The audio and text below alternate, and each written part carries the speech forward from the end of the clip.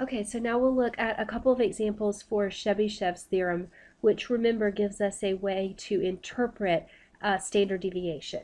Okay, so let's review first the theorem itself.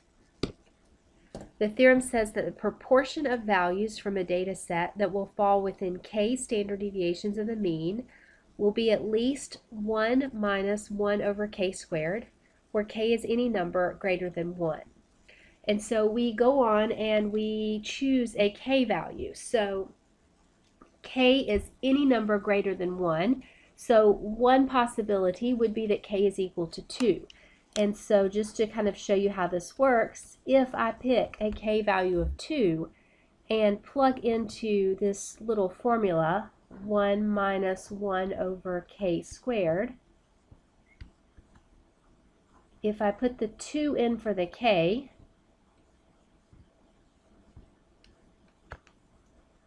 I'm going to have 1 minus 1 over 4, which if I put that in my calculator, that's going to give me 0.75 or 75%.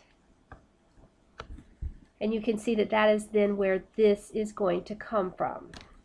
Right, now again, we just picked a k value of 2, so another option would be picking a k value of 3, and we could work through the same type formula to show that k is equal to 3 is approximately 88.89%. You will find that as you work problems, a k value of 2 and a k value of 3 are going to be your most common options.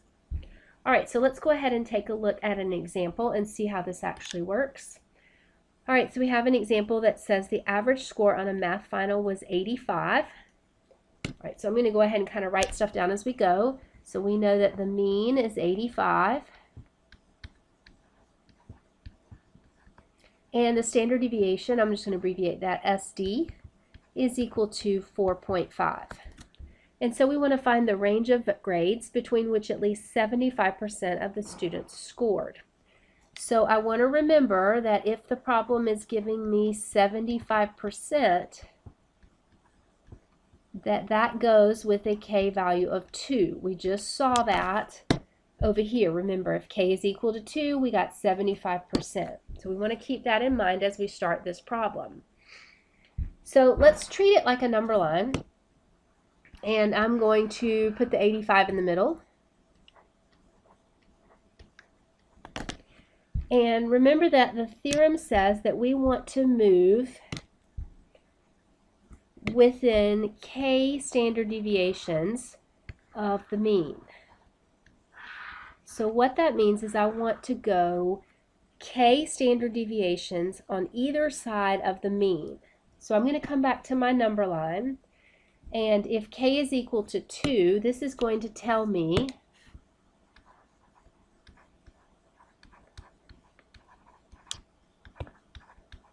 how many standard deviations on either side of the mean. So in other words, when I look at my number line, and if k is equal to 2, then I'm going to move 1 standard deviation, 2 standard deviations to the right, and I'm going to move back 1 standard deviation and back 2 standard deviations to the left. So remember that k tells you how many standard deviations. How many tick marks are you putting on either side of that mean value? All right, now how big are each of those standard deviations? So now we're going to be looking at this part. And so each standard deviation is 4.5. So think about it on your number line. If you are at 85 and you're going to move to the right 4.5, then that's going to put you at 85 plus 4.5 is going to put you at 89.5. Okay, and now you're going to move another standard deviation. Again, each standard deviation is 4.5, so moving one more is going to put you at 94.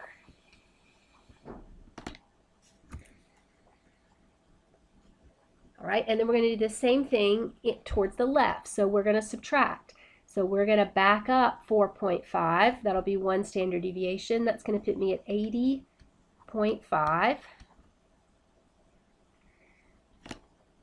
And we're going to back up one more. So 80.5 minus 4.5 is going to put me back at 76. So the range of grades between which at least 75% of the students score, we can say at least 75% of the scores are between 76 and 94. So that gives me some sense of the range of the data set that we're working with.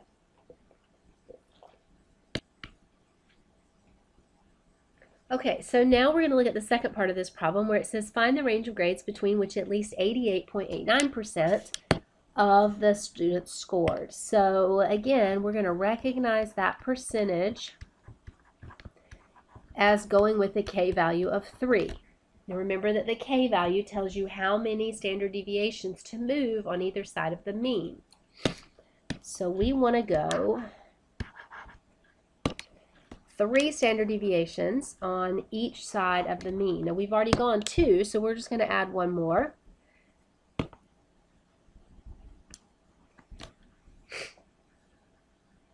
All right, and so remember your standard deviations are 4.5, so we're going to go 94 plus 4.5 takes me to 98.5. And we're going to come back the opposite direction, so 76 minus 4.5 puts me at 71.5. So I can now conclude that at least 88.89% of the data values are between 71.5 and 98.5. Okay, so this is one type of example that you're going to see, and you want to sort of note that this example is giving you the percentage and asking you to find the range of values. So in our next example, we're going to be doing the opposite. They're going to give me the range of values and ask me to find the percent. So we have an example that says a survey of local companies found that the mean amount of travel allowance for executives was 25 cents per mile.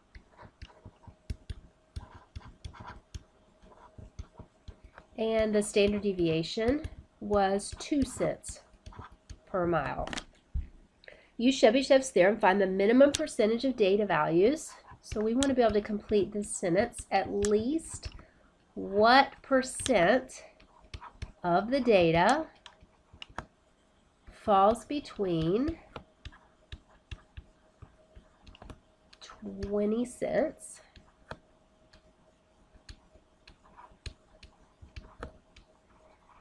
and 30 cents. So we're going to set this thing up the same way. We're going to go ahead and draw a number line. We're going to place the mean in the middle. And this time we're going to put our edge numbers on. So we're going to put the 20 cents over here and the 30 cents over here. Now, what we want to do is we want to figure out how many standard deviations are there from the middle to either the right-hand side or the left-hand side. Now, sometimes we can just count this out, but in this case, I don't think we're going to end up with a whole number, because if I move one standard deviation, and remember that each standard deviation is 2 cents, so if I move one standard deviation, I'm going to be at 27. If I move another one, I'm going to be at 29. If I move a third one, I'm going to go past it, and I'll be at 31. So I don't think we're going to be looking at a whole number, and so sometimes we can figure it out, and sometimes we have to work it out. All right, so if we need to work it out, then what we want to do is we want to judge the distance that we want to cover. So how far from the middle to either the right-hand side, or we could look at the middle back to the left-hand side. So if we don't know that distance, we could subtract. So I can say 0.30 minus 0.25, and that's going to tell me that the distance from here to here is 0.05. And that makes sense. We know if we're talking money, from 25 cents to 30 cents is 5 cents. Now, what I want to know is how many times can I cut that into a standard deviation of 2 cents? And so I'm going to divide by that standard deviation. And when I do that, I'm going to get 2.5. And so this, what we've just found, is the K value. All right, so now I need to change that to a percentage and then I'll be done. So how do we translate the K values to the percents? All right, so remember that we've done this already back here with the K value of 2, and we showed how we got to the 75%. So now we're going to do it for a K value of 2.5. All right, so let's go back to our problem and let's plug it in. So remember your formula is 1 minus 1 over K squared. You're going to put in 2.5 for the K. And honestly, at this point, it's going to be easiest just to punch this in your calculator. You can type it in exactly like what I've written there. You don't need to do anything different with parentheses. And you should get 0.84. We'll move that decimal place 2 places to the right and be looking at 84%. So at least 84% of the data values are between 20 cents and 30 cents.